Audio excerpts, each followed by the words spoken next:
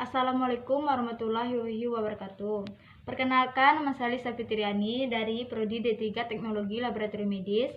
Di sini saya akan menjelaskan tentang gambar serta fungsi dan kegunaan alat-alat laboratorium medis yang dibimbing oleh Sunita RS SKM MSc. Yang pertama, gambar mikroskop. Mikroskop di sini untuk mengamati objek yang ukurannya sangat kecil hingga mata manusia tidak akan mampu untuk melihatnya. Yang kedua, gambar alat flebotomi. Yang pertama ada tourniquet untuk membendung pembuluh darah pada organ yang akan dilakukan penusukan. Yang kedua, spuit yang digunakan untuk mengambil darah atau pemberian injeksi intravena dengan volume tertentu. Yang ketiga ada kapas alkohol yang digunakan untuk membersihkan atau menghilangkan kotoran atau bakteri yang dapat mengganggu pengamatan letak vena sekaligus mensterilkan area penusukan agar risiko infeksi bisa ditekan. Yang keempat ada vacuum tube. Alat ini digunakan untuk meletakkan darah yang sudah diambil sesuai dengan warna tabung vakum atau sesuai dengan pemeriksaan yang akan diperiksa. Yang kelima ada plaster. Plaster digunakan untuk menutup bekas luka penusukan yang dilakukan. Yang keenam ada needle wing atau jarum kupu-kupu yang digunakan untuk pembuluh darah yang kecil atau tipis seperti bayi atau balita. Yang ketujuh ada needle. Needle di sini adalah ujung spuit atau jarum yang digunakan untuk pengambilan secara vakum. Yang ketiga ada alat pemeriksaan urin. Pemeriksaan urin digunakan untuk pemeriksaan fungsi ginjal dan saluran kemih.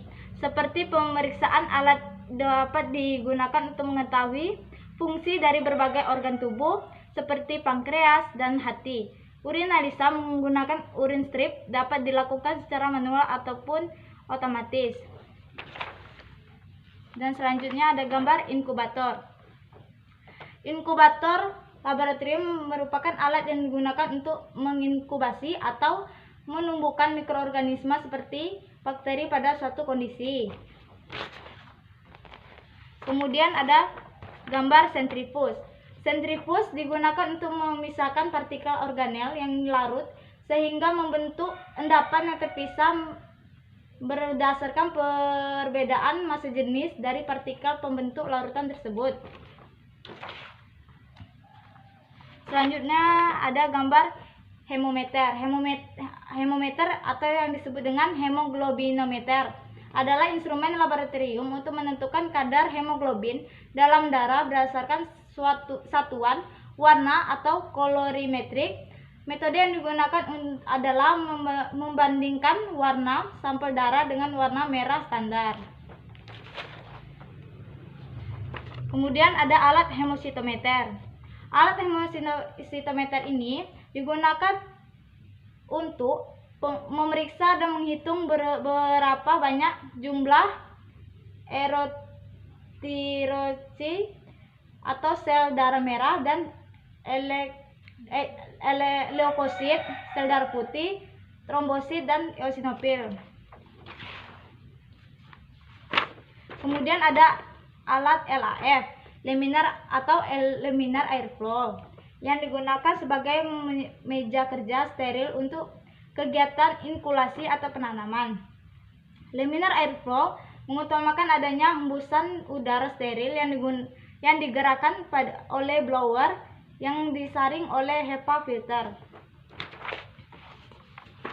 Kemudian ada autoclave. Autoclave ini digunakan untuk sebuah alat pemanas dalam mensterilisasi sebuah benda yang menggunakan uap bersuhu tinggi. Waktu sterilisasinya pun memakan waktu hanya kurang lebih 15 menit. Kemudian ada alat mikrotom.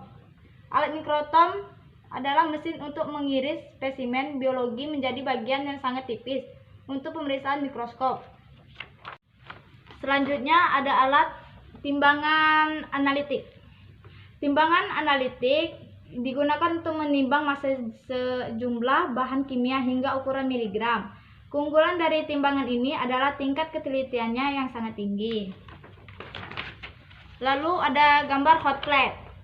Hot plate digunakan untuk memanaskan larutan yang mudah terbakar dan untuk menghomogenkan larutan. Kemudian ada oven. Oven laboratorium adalah suatu peralatan yang berfungsi untuk memanaskan ataupun mengeringkan. Biasanya digunakan untuk mengeringkan peralatan gelas laboratorium, zat-zat kimia maupun pelarut organik. Dapat pula digunakan untuk mengukur kadar air. Lalu ada water bath.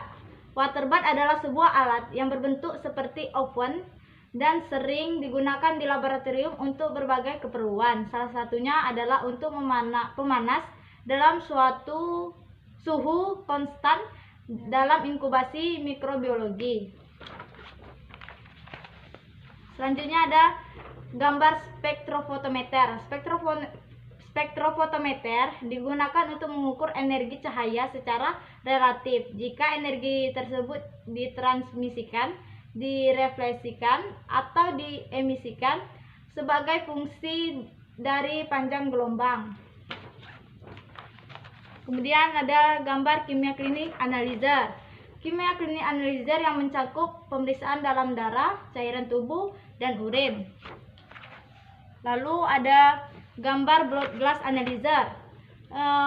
Blood gas analyzer untuk mengukur kadar asam basa atau pH, untuk mengetahui bila darah terlalu asam atau oksidasi atau basa alkalosis, serta untuk mengetahui apakah tekanan oksigen dalam darah terlalu rendah atau hipoksida, atau karbon dioksida terlalu tinggi atau hiperkarbia.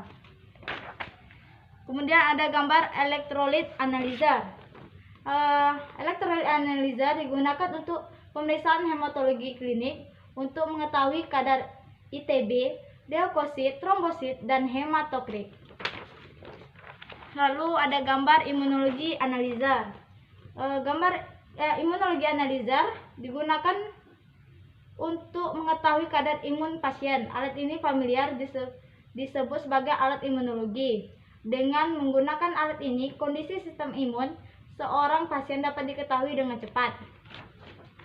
Lalu ada gambar ELISA.